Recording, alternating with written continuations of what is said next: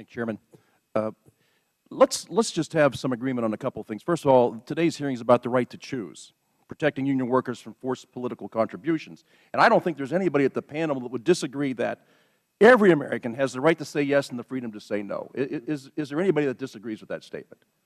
Okay, all right. Because then it calls to mind the fact that, and this keeps coming up, there's a term out there called hypocrisy. The behavior of people who do things that they tell other people not to do. So we say one thing and then we do another. So we kind of pick and choose the times that we feel that what we say is appropriate for us and not appropriate for other people. And the fact that any worker, I don't care who it is, every worker in this country, every American has the right to his or her opinion and his ability to say yes or no to where their money should go. I don't think anybody should ever be forced to donate to a political campaign or a candidate. I mean, you should have the right to say where your money goes. I don't think there's any question about that. And if anybody disagrees with that, I'd love to have a rebuttal on that, because I think that's what this goes to the core of. This is about worker rights. This is about American rights. This is about what we do believe. So let me ask you, Mr. Bowman, in your testimony, you began talking about union political spending because of a story you had read in your union's newspaper. Yes. Can you expand on that a little bit? Sure. Thank you for giving me that opportunity. I have always been an open political conservative inside my union, which has led to a lot of harassment and persecution. But over 13 years or so as a union member, we're told who to vote for. At our union meetings, our plant chairman points at all of us and says, "You all better be voting for Democrats." So over 13 years, you get to the point where it really becomes quite burdensome.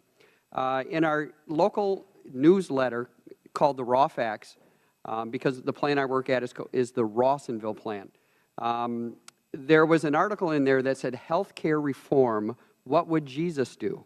Now, I have to put this in context. I have studied at seminary and am quite familiar with Scripture. And in this article, it basically made Jesus appear as if, according to Scripture, that he was, number one, a socialist, and number two, that he would approve of the Affordable Health Care Act that was in discussion at that point.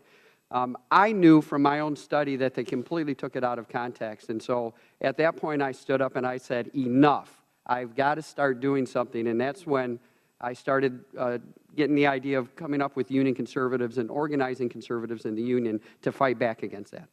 Okay, and so tell me about the group, the union conservatives that you found. Tell me a little about that group and how that group feels and the feeling that you're getting and the number of people that are signing up on that. Well, the majority obviously are people who are of the conservative political nature. I do have some Democrats who are signed up that say they don't necessarily believe in my political affiliation. However, they do think that all union members should have the right to speak their mind without fear of harassment and ridicule, which, of course, on the assembly line, many people agree with what I agree with, but they keep their heads down because of the intimidation that goes into the union atmosphere. So when you're speaking about that, you're speaking about actually what you experience being part of the workforce. That is absolutely correct. Okay, so this isn't anecdotal. This isn't something that you heard from somebody else or something you think. This is what you see on the floor every day. This is my story. Okay, because my experience has been the same way. I'm an automobile dealer and have spent a lot of time in Lordstown with our UAW guys. In fact, we would go back and forth. We'd go to Lordstown and watch them build cars, and then they'd come to the dealership to see how that relationship worked, because the result, it comes down to, listen, we need those guys to build great cars. And listen, I know you're a Ford guy.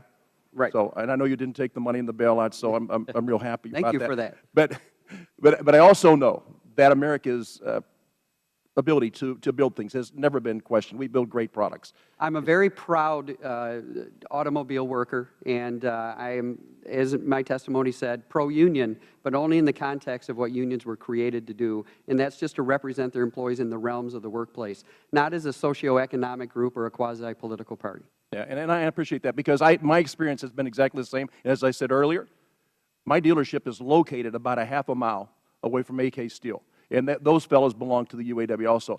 There is not a person I've ever talked to, and it concludes on both sides of the aisle. We are so much in favor. We are all pro-worker people. We are all pro-labor. We want to see people back to work. But we also want to make sure that we protect the constitutional rights that people have under the First Amendment. You can do and say what you want when you want to say it. Nobody can inhibit you from that. And by the same token, nobody should ever force you to give money to a political candidate you do not want to give money to. And I thank you for your testimony. I yield back my time, Chairman.